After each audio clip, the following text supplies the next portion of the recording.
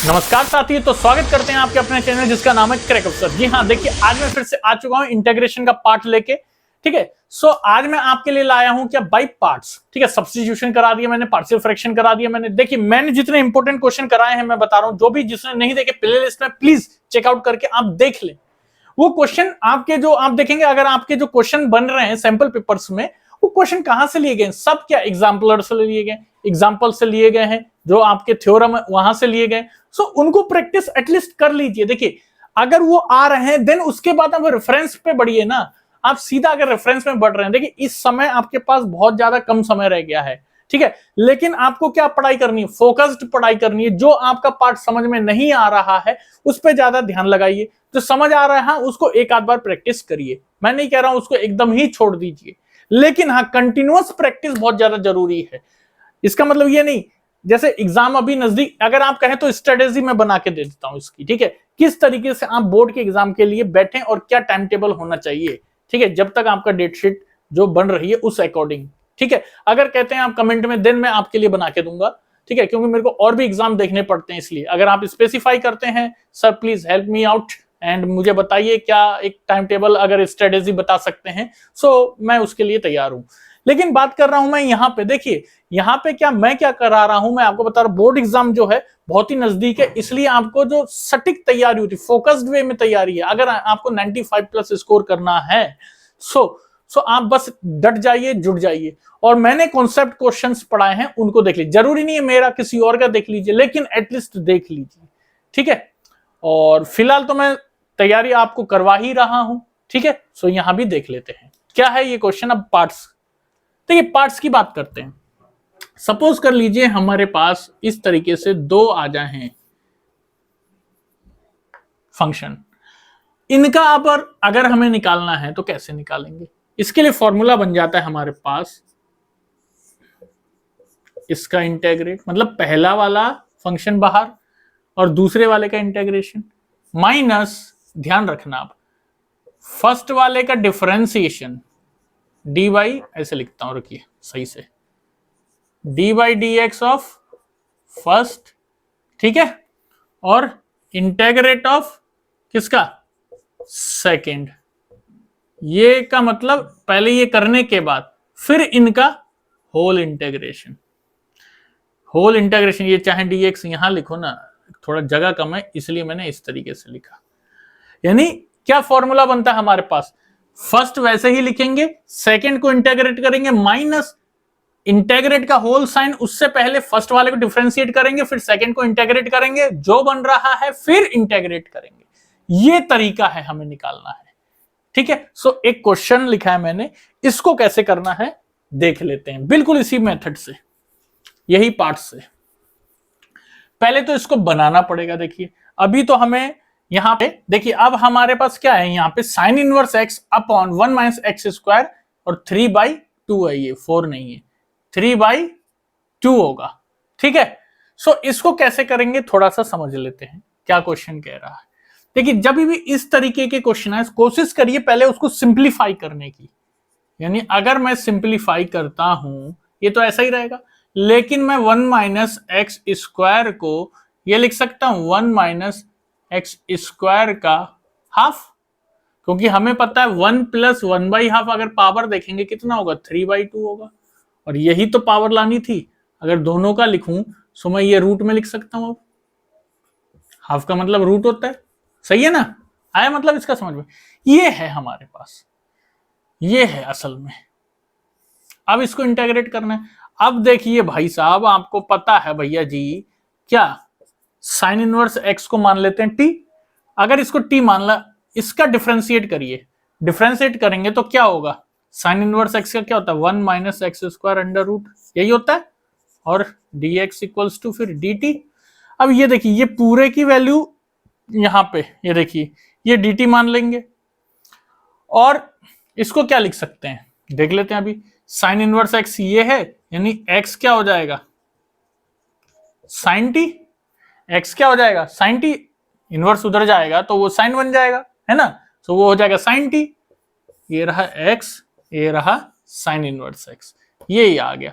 और साथ में हम जानते हैं एक्स की जगह अगर वैल्यू पुट कर, देखिए 1 माइनस एक्स स्क्वायर क्या बन जाएगा 1 minus sine square T, x की जगह साइन टी पुट कर दिया तो साइन स्क्वायर टी, और ये क्या बनता है हमें पता है, ये बनता है कॉस स्क्वायर टी, ये कॉस स्क्वायर टी होता है, यानी 1 माइनस एक्स स्क्वायर की वैल्यू क्या आई कॉस स्क्वायर टी। सो इसमें उतार दीजिए बस, और कुछ थोड़ी करना है। देखिए ये रहा साइन इनवर्स को मैं क्या लिख लूंगा टी, ये लिए टी लिख लिया, 1 माइनस एक्स स्क्वायर को क्या लिख लूंगा कॉस स्क्वायर टी, ठीक है ये लिख लिया, और ये पूरी वैल्यू तो डी टी के बराबर है।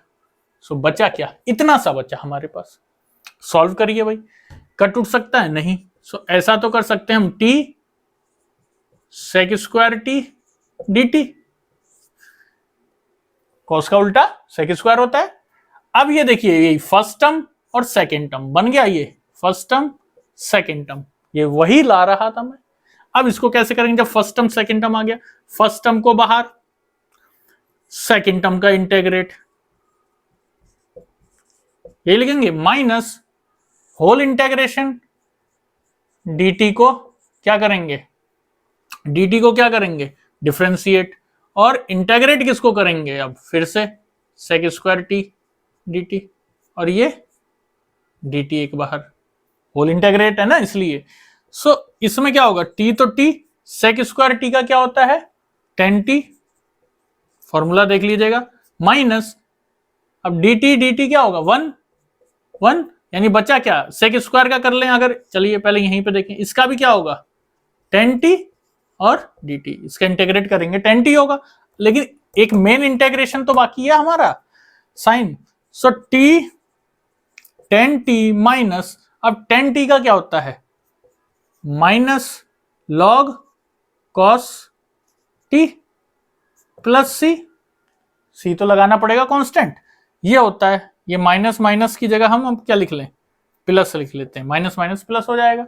सो हमारे पास अब वैल्यू पुट कर दी, t की जगह क्या पुट करेंगे हम sine inverse x, sine inverse x, tan t की जगह पुट क्या करेंगे हमारा, हम जानते हैं tan t की जगह नहीं लिखा है, लेकिन हम जानते हैं क्या tan t क्या होता है sine t by cos t, हम जानते हैं क्या tan t क्या होता है sine t by cos t, sine t कितना है, साइन t कितना है x, कॉस t कितना है, कॉस t कितना है 1 माइनस एक्स स्क्वायर रूट, यही तो होगा, स्क्वायर वहां जाएगा तो ठीक है ना, ये है, यानी इसकी जगह लिख लीजिए भाई 1/1 माइनस एक्स स्क्वायर, ठीक है, plus log cos T, cos T की जगह क्या लिखना है फिर से हमें, कॉस टी की जगह अभी अभी निकाला हमने, ये हो जाएगा पूरा 1 माइनस एक्स स्क्वायर, ये किसमें रूट में, साफ साफ लिख लेते हैं, और मॉड में रहता है लॉग प्लस सी।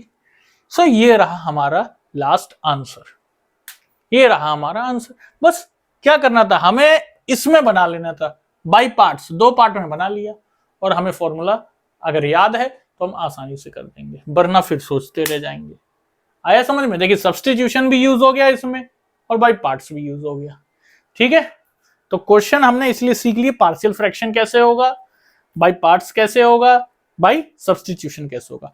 अब हम नेक्स्ट स्लाइड में थोड़ा सा सिखाते हैं डेफिनिट वाला। भाई अभी तो विदाउट लिमिट चल रहे थे ना हम, अब लिमिट अगर लग जाए तो कैसे होगा, ठीक है, समझते हैं। हाँ तो देखिए अब हम आ चुके हैं डेफिनिट इंटीग्रल के पार्ट में। नेक्स्ट स्लाइड में मैंने कुछ फॉर्मूलेज लिखे हैं, ठीक है। क्या फर्क है डेफिनिट और इंडेफिनिट में, इसको यहां पे समझ लेते हैं, और क्वेश्चंस जो बनेंगे हम फिर करेंगे। पहले ये फॉर्मूला को जानना बहुत जरूरी है हमारे लिए, क्या होता है डेफिनिट इंटीग्रल, बेसिक कॉन्सेप्ट को समझते हैं। देखिए फॉर्मूला पे बाद में आएंगे, पहले मैं बताता हूं। देखिए अभी तक हम कर रहे थे F of x d x, बस ये कर रहे थे, यानी ये जो कहते हैं ना एक, ये इसको कहते हैं लोअर लिमिट, इसको कहते हैं अपर लिमिट। यहां पे कोई लिमिट नहीं लगी, अब मैं लिमिट लगा देता हूं ए और बी। अगर लगा दूं तो इंटेग्रेशन तो जैसा होता है वैसा ही होगा, कोई चेंज नहीं होगा। लेकिन इसमें क्या, देखिए उसमें क्या हो रहा था, हम जब इंडेफिनिट में कर रहे थे कांस्टेंट लगा रहे थे, कांस्टेंट लगा रहे थे ना, यहां पे कांस्टेंट लगेगा ही नहीं, क्योंकि यहां पे बात हो रही है डेफिनिट की, वहां पे इनडेफिनिट की बात हो रही थी। सो यहां पे कांस्टेंट नहीं है, जो वैल्यू आनी चाहिए वही आएगी एग्जैक्ट। इसलिए अगर इसको इंटेग्रेट करते हैं तो जितना आएगा वो तो उतना आएगा ही, लेकिन इंटेग्रेशन के बाद क्या होगा ध्यान रखना, 5x मतलब 5x नहीं 5b माइनस 5a। इसका मतलब वो जो भी इंटेग्रेशन से आया उसके बाद ये upper limit minus lower limit, ये कहानी आ जाती है इसमें, upper limit minus lower limit. Example एक दिखा देता हूं मैं, जैसे ये रहा एक्स स्क्वायर, ये रहा 1, ये रहा 2, ये रहा dx। ठीक है, इसको करना है मुझे इंटेग्रेट। क्या होता है इसका x cube by 3, x cube by 3 होता है, और लिमिट जो लिखी जाएंगी इसको थोड़ा मिटा लें अब। ठीक है, एक्स क्यूब बाई 3 लिमिट जो लिखी जाएंगी वो ऐसे ही 2 और 1 थी ना, 2 और 1। अब क्या लिमिट का यूज करिए भाई, एक्स की जगह टू पुट करिए, देखिए 2 का क्यूब बाई 3 माइनस, अब लोअर लिमिट है तो 1 का क्यूब बाई 3, ये है बस तरीका। कितना होगा 8 बाई 3 माइनस 1 बाई 3, मतलब कितना आया 7 बाई 3। सो ये तरीका है हमें डेफिनेट को यूज करने का। यहां पे देखिए कांस्टेंट टर्म नहीं आ रहा है, ठीक है ना। सो इसको करने के लिए देखिए कई बार क्या और क्वेश्चन शॉर्ट हो जाता है बहुत ज्यादा, कुछ प्रॉपर्टीज का यूज करके, और क्या प्रॉपर्टीज है ये फॉर्मूले में हमें पता चल जाएगा। ठीक है, बेसिक फॉर्मूला तो वही है, upper limit minus lower limit, जैसे इंटीग्रेशन करते हैं वैसे ही। अब यहां पे मैंने लिख रखा है, इसको समझ लेते हैं पहले। देखिए मैंने लिख रखा है f ऑफ x dx, इसको इंटीग्रेट करेंगे। अगर लिमिट इस तरीके से लिखी है तो हम चाहे एफ टी के टर्म्स में भी इसको इंटीग्रेट कर सकते हैं, क्योंकि जो भी इंटीग्रेशन होता है इंडिपेंडेंट ऑफ वेरिएबल्स होता है, and x t both are क्या वेरिएबल्स। ठीक है, सो इसलिए ये इंडिपेंडेंट ऑफ वेरिएबल्स है, हम कोई सा भी कर सकते हैं, एफ टी कर लो, एफ एक्स कर लो, एफ वाई कर लो, उसका इंटीग्रेट कर दो। ठीक है, कोई दिक्कत नहीं होगी। दूसरा कहता है ए से भी फिर लिमिट लिखिए, देखिए लिमिट अभी भी वही लिख रहा हूं मैं। ठीक है, ये बेसिक लिमिट है जनरल फॉर्मूला की तरह से, एफ एक्स डी एक्स है। अगर मैं इसको यहां पे माइनस लिखता हूं, ये इसके इक्विवेलेंट कर रहा हूं, लेकिन यहां पे माइनस लिखता हूं, तो ध्यान रखना अपर लिमिट हो जाएगी लोअर लिमिट, और लोअर लिमिट हो जाएगी अपर लिमिट। देखिए माइनस का मतलब ये उल्टा हो जाएगा, रेसिप्रोकल हो जाएगी लिमिट, ऊपर की नीचे, नीचे की ऊपर। ध्यान रहेगा, प्रैक्टिस से आएगा, ध्यान अभी तो रहेगा। ठीक है, दूसरा क्या होगा, ए भी फिर लिमिट ली है, एफ एक्स और dx है। सो इस केस में क्या होगा, मैं क्या लिख सकता हूं, बीच में देखिए ध्यान देना, ए सी, देखिए अब सी बीच में आ गया। अब देख रहे होंगे यहां तो सी है ही नहीं, लेकिन मैंने यहां पे सी ला दिया, f of x d x plus C B तक गया, और एफ एक्स डी एक्स, ये बन गया हमारा। अब ये जो सी लिखा है ना, सी एक्चुअली में क्या होगा, ये ए और बी के बीच की वैल्यू होगी कहीं, ए और बी के बीच की वैल्यू होगी कहीं। जैसे मैं इसमें अगर एक एग्जांपल बताऊं, एक एग्जांपल हल्का सा दिखाता हूं, देखिए क्या, जैसे ये आ गया मेरे पास एक्स क्यूब और 2, नहीं यहां देखिए लिमिट से बनाता हूं, 1 और 3। ठीक है, F of x d x. अब ये 1 और 3 है, इसके बीच क्या होगा, यानी मैं करना चाहूं तो इसको कैसे लिख सकता हूं, 1 से 2 और 2 से 3। ठीक है, ये यही तो कह रहा है, ये वही तो लिखा है ए बी की टर्म्स में, 1 से 2, 2 से 3। ठीक है, सो इस तरीके से भी मैं लिख सकता हूं। देखिए ये क्यों लिखा जा रहा है मैं पहले बता दूं, ताकि हमारी जो प्रॉब्लम आ रही है सामने, हमारी डेफिनेट इंटीग्रल के क्वेश्चंस, उसको हम और आसान वे में कर सकें। इंटीग्रल में तो अभी हमें सोचना पड़ता था, डेफिनेट में क्या हमारे पास कुछ प्रॉपर्टीज है, हम उसको यूटिलाइज करेंगे और बस सीधा आंसर भी आ जाएगा। ठीक है, समझ गए होंगे ये। फोर्थ है, अगर 0 से a तक गया, 0 से कोई वैल्यू तक गया, सो उसमें क्या होगा, 0 से a वैसे ही लिखेंगे, लेकिन a माइनस एक्स हो जाएगा। क्या हो जाएगा, a माइनस एक्स। ये ध्यान करना, जब करेंगे ना अभी समझ नहीं आएगा, जब करेंगे तब समझ आएगा ये a माइनस एक्स कैसे हो रहा है।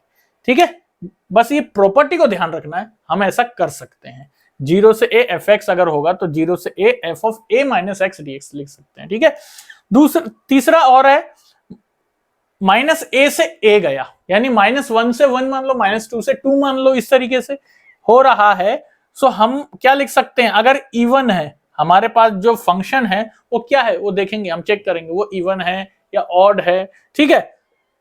तो क्या लिख सकते हैं, 2 इंटीग्रल क्या होगा, 0 से a fx dx, पहले आएगा 2 0 से a, देखिए -a to a था, हमने 0 से a बना दिया तो 2 लिखना है पहले, ये इवन के लिए। और अगर ऑड बन रहा है, अगर ये fx ऑड है तो सीधा सीधा इसकी वैल्यू 0 आ जाएगी, बस सीधा ही निकाल दिया हमने। तो हमारी जो प्रॉब्लम बनेगी बहुत ज्यादा छोटी हो जाएगी, देखना जब हम करेंगे क्वेश्चन, ठीक है। तो कुछ वैल्यूज होगी ऑड पे आएगी तो वो सीधे सीधे ऑटोमेटिक क्या 0 लिख देंगे। -a से a फिर fx है, इसको और भी क्या लिख सकते हैं इस तरीके से, 0 से a, ध्यान रखना 0 से f of x plus f of -x, ऐसा भी लिख सकते हैं। तो कई तरीके की प्रॉपर्टी है, ऐसा नहीं कि सिर्फ वैसा ही कर सकते हैं, हमें अपना दिमाग चलाना है कि कम कहां कैसे हम इसको यूटिलाइज करेंगे ये प्रॉपर्टी को, कौन से क्वेश्चन में, ठीक है। सो इस तरीके से भी लिख सकते हैं।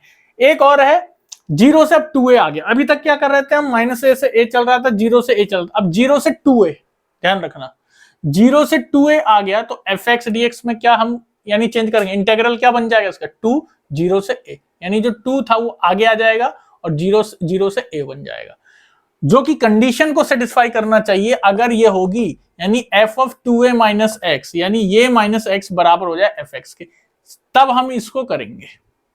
अगर ये नहीं हो रही है, अगर ये नहीं हो रही है तो हम दूसरा अगर लग रही है प्रॉपर्टी तो वो लगाएंगे।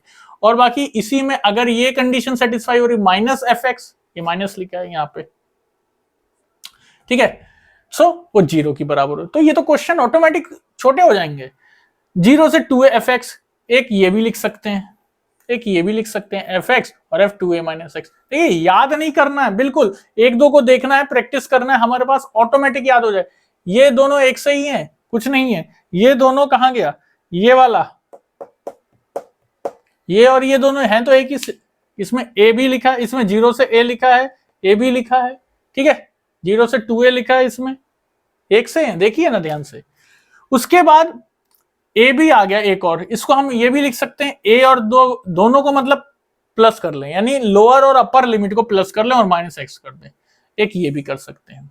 और एक और क्या है आखिरी का, ये देख लेते हैं, a भी fx dx है, सो b माइनस ए, यानी जो लिमिट है पहले ही हम माइनस कर दें, और क्या लिख दें, b minus A f of b minus A x plus a, और इनका फिर क्या निकालें हम, डिफरेंशिएट, और 0 से 1, ये थोड़ा सा ट्रिकी पार्ट हो जाता है, याद रखना, ठीक है। इसलिए प्रैक्टिस जैसे जैसे करेंगे ना सो हमें याद रहेगा, ठीक है। सो आज ये तो रही हमारी कॉन्सेप्ट की क्लास थी, इसकी डेफिनेट की, और पार्ट्स का एक क्वेश्चन किया था, ठीक है। सो नेक्स्ट क्लास में मैं जल्दी ही आ रहा हूं और डेफिनेट के क्वेश्चंस फिर लेके आता हूं। फिर इसके बाद हमारा जो पार्ट रहेगा क्या, एप्लीकेशन ऑफ इंटीग्रल, उसको करेंगे। देखिए मैं कैलकुलस पे ज्यादा जोर दे रहा हूं, ये जो पोर्शन हो जाता है बहुत ज्यादा, कई बार बच्चे कमजोर हो जाते हैं इसमें, लेकिन मैं उम्मीद करता हूं मैं जिस तरीके से सिखा रहा हूं आप टेंशन ना लें, आप बिल्कुल एक स्टेप, एक बेसिक स्टेप से सिखा रहा हूं मैं, इसलिए ठीक है। सो बिल्कुल हम बहुत अच्छे मार्क्स लाएंगे, बेस्ट ऑफ लक अभी से, ठीक है। सो आज के लिए इतना ही, फिर जल्दी मिलते, प्लीज वीडियो शेयर लाइक जरूर करिए, ठीक है। और आपको अगर कोई दिक्कत हो रही तो उसके लिए कमेंट आप प्लीज करिए, मैं फिर बार बार दोहरा रहा हूं, प्लीज करिए। और आपको अगर देखिए मैं आपके लिए टाइम टेबल भी बना सकता हूं, स्ट्रेटेजी भी बना सकता हूं, किस तरीके से आप उस स्टेप तक पहुंचे जो फाइनल जो रिजल्ट आपका 95 प्लस बन जाए, ठीक है। तो मेरे को एटलीस्ट आप कमेंट कर दीजिए अगर आपको रिक्वायर है तो, ठीक है। लाइक शेयर सब्सक्राइब मत भूलिए, देखिए नया चैनल है इसलिए बता रहा हूं। कई बार क्या बच्चे ये बोर्ड वोर्ड देखते हैं या लोग भी, वो सोचते हैं कि छोटा सा बोर्ड है, नया बंदा है, क्या करेगा, डजंट मैटर ऑल, समझ गए ना, ये मैटर नहीं करता है मैं क्या दे रहा हूं, आप क्या ले रहे हैं, इट मैटर्स, ये मैटर्स करता है, ठीक है। सो आज के लिए इतना ही, अपना समय देने के लिए धन्यवाद और जय हिंद।